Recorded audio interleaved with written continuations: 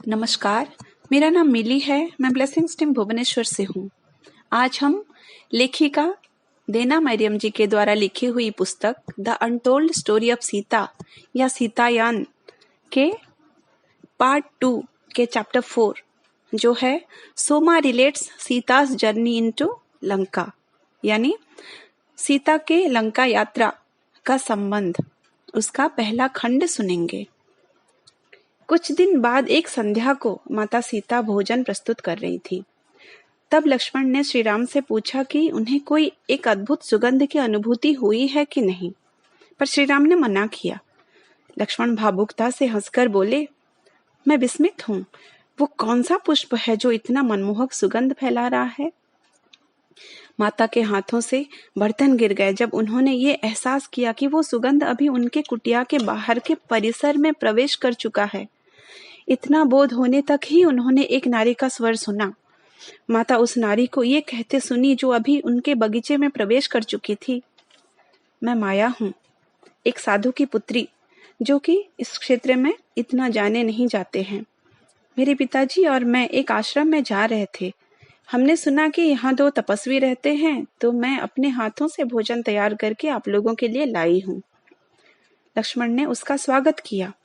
उन्होंने कहा कि रात्रि भोजन बनाया जा चुका है और साथ भोजन करने के लिए उसे निमंत्रण भी किया।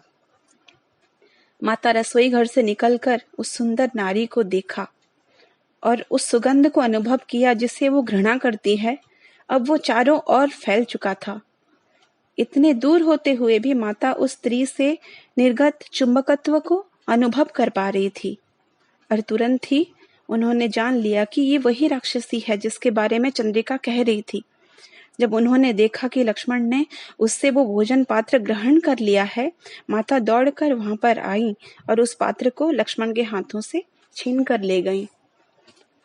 माया ने माता की ओर व्यंग्यपूर्ण दृष्टि से देखते हुए कटुता से बोला, मैं नहीं जानती थी कि आपके साथ एक दासी भी है। मैं सुनी थी 2 योद्धा तपस्वी यहाँ अकेले रहते हैं। किसी ने दासी के बारे में सूचना नहीं दी थी। श्री राम ने सख्त स्वर में किंतु शांत रहते हुए बोले, आओ मैं तुमसे अपनी पत्नी सीता का परिचय करवाता हूँ। तुम हमारे साथ भोजन ग्रहण कर सकते हो यदि सीता को कोई आपत्ति ना हो। माता स्वीकृति देते हुए सिर हिलाई और रसोई घर में गईं। उनका हृदय बैठा जा रहा था। क्या करना है इसका निश्चय नहीं कर पा रही थी। वो ये सोच रही थी कि अब ये स्त्री कौन से संकट को लाएगी। क्या वो लक्ष्मण के पीछे पड़ जाएगी या राम के। तब चंद्रिका का प्रश्न उनके स्मरण हो आया कि यदि उस स्त्री ने उनके पति के मन को बहका देती तो वो क्या करती। फिर माता ने इस विचार को मन से ये कहकर निकाल दिया कि ये कभी संभव नहीं होगा। उसके बाद माया के द्वारा लाया गया भोजन माता ने चुपचाप कुटिया के पीछे फेंक दिया और उनसे बनाए गए भोजन से उस पात्र को भर दिया। फिर जहां वे तीनों बैठे थे वहां आकर भोजन परोसे। श्री राम और लक्ष्मण उस पात्र के सारे भोजन खुशी से खाकर माया को धन्यवाद दिए उस स्वादिष्ट भोजन के लिए। न माता न माया किसी ने भोजन को छुआ तक नहीं। दोनों केवल श्री राम और लक्ष्मण को देख रहे थे। माया बातें करते हुए गहरी दृष्टि से उन दोनों को देख रही थी। पहले वो श्री राम के निकटतर होने लगी तो श्री राम उठकर माता के पास बैठ गए। फिर वो लक्ष्मण के निकट जाने लग गई। कोई भी आशंका को अनुभव किए बिना लक्ष्मण माया के बातों का जवाब दे रहे थे, पर अंत में बातें करके वो थक गए और सबको विश्राम करने के लिए बोले। माया श्री राम और लक्ष्मण को देख रही थी। उससे आश्चर्य हो रहा था कि उसके लाए सारे भोजन को खाने पर भी दोनों भाई पर कैसे कुछ प्रभाव नहीं पड़ रहा था। उसने तुरंत माता की तरफ देखा जो अभी हंस रही थी और उसने कहा, तुमने मेरे लाए हुए भोजन को बदल दिया है ना। उसका स्वर तीव्र हो गया था। उसने कहा, तुम अतिथि के साथ ऐसा व्यवहार करती हो जो तुम्हारे लिए भोजन लाती है। माता ने गंभीर और कठोर स्वर से पूछा, तुम कौन हो और किस कारण तुम आई हो। माता के शब्दों को सुनकर श्री राम ने बोध किया कि ये संभवतः वही स्त्री थी जिसके कारण पूरे क्षेत्र में अशांति छाया हुआ था। यही उस तपस्वी की मृत्यु का कारण थी और चंद्रिका के दुखों के भी कारण थी। माता ने पूछा, इस जंगल से तुम्हें क्या चाहिए? हम तुमसे मूर्ख नहीं बन सकते और ना ही तुम हमें छल सकती हो। यह सुनकर उसका चेहरा क्रोध से लाल हो गया और उसी क्षण माता ने उसका असली रूप देख लिया और आश्चर्य से बोले, शूर्पणखा। माता ने पहले कभी रावण की बहन को नहीं देखा था, पर उन्हें अनुभव हुआ कि ये वही हो सकती है। फिर शूर्पणखा ये कहते हुए माता की ओर कूद पड़ी, मुझे अपमानित करके तुम्हें मैं सीख देती हूँ।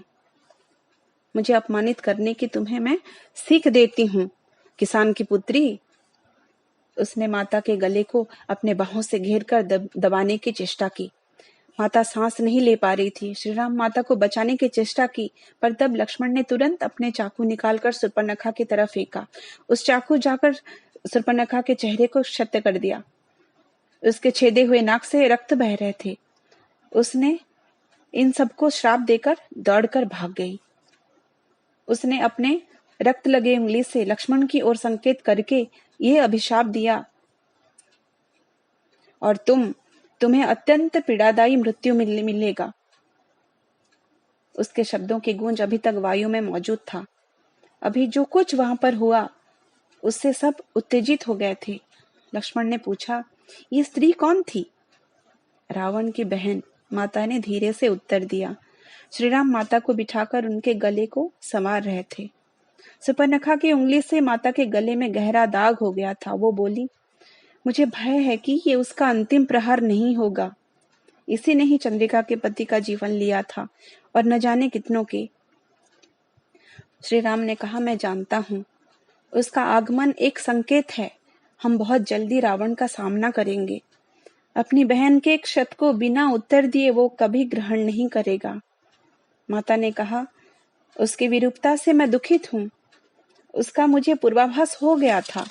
फिर माता ने श्री राम और लक्ष्मण को उनके चंद्रिका के साथ के पूर्व आलोचना के बारे में बताया कि उसके पति की अकाल मृत्यु के बाद कैसे चंद्रिका ने माता से ये पूछा था कि इस कर्म के लिए उस राक्षसी को दंड मिलेगा कि नहीं। तो माता ने उत्तर में ये कहा था कि कारण और प्रभाव का नियम से ही उसे उस राक्षसी को अपने बुरे कर्म का फल मिलेगा। अब माता लक्ष्मण की ओर देखते हुए बोली, यदि वो सत्य हुआ तो अभी अभी हमने जो किया उसका फल भी हमें मिलेगा। माता की आंखों में आंसू थे और अपने मन में उन्होंने ये समाधान कर लिया कि वो लक्ष्मण को कुछ नहीं होने देंगी, क्योंकि ये सब लक्ष्मण ने उन्हें बचाने के लिए ही किया। लक्ष्मण ने कहा, इसका उत्तरदायी मैं हूं। मैंने उसके ऊपर चाकू फेंके जिससे उसे क्षत कर दिया, और आपकी रक्षा के लिए मुझे जो भी मूल्य चुकानी हो उससे मुझे खुशी होगी। श्री राम दोनों को शांत कराते हुए बोले, इस पूरे घटनाक्रम से जो भी फल मिलेगा हम सबको उसे सहन करना होगा। तब कोई और उपाय नहीं थे। केवल तुम्हारी रक्षा करने के लिए ही लक्ष्मण ने वही किया जो उसे करना चाहिए था। और उस दिन जो तुमने चंद्रिका के साथ देखा वो शूर्पणखा का कर्म का फल था।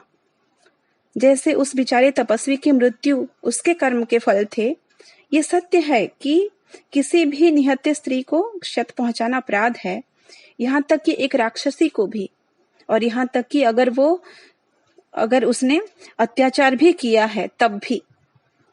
पर हमने पहले भी बहुत सारे राक्षसियों की हत्या किया है, उन्हें विकलांग भी बना दिया है और उसका मूल्य भी हमें चुकाना पड़ा है, तो इस बार भी हमें उसका मूल्य चुकाना पड़ेगा।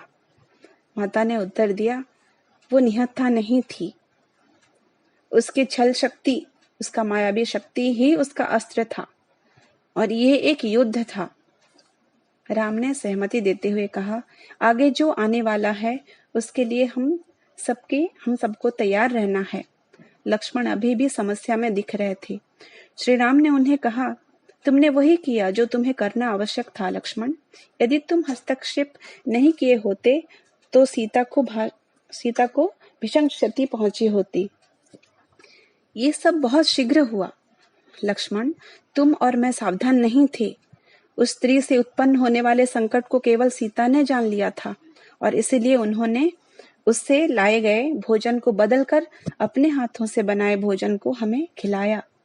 भोजन को ग्रहण करते ही मैं समझ गया था कि ये सीता के हैं। हमें अभी और अधिक सावधान होने की आवश्यकता है, क्योंकि नकारात्मक शक्तियां अब हमारे मध्य आ गए हैं।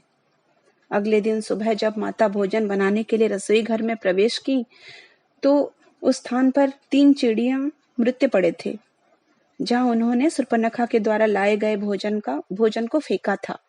उन मृत चिड़ियों को हाथ में लेकर माता बोली, मुझे क्षमा करना, मुझे उन विषैले भोजन को तुम्हारे पहुंच से दूर फेंकना था। तब श्री राम वहां आए और माता को चिड़ियों के लिए दुख प्रकट करते देखा। उन्होंने कहा, यदि हमने इस भोजन को ग्रहण कर लिया होता तो हमारी भी ऐसी दशा होती, पर मैं कभी भी इस भोजन को यहाँ नहीं फेंका होता जहाँ चिड़ियां इन्हें खा सकते थे। ये दुख प्रकट करने का समय नहीं है सीता।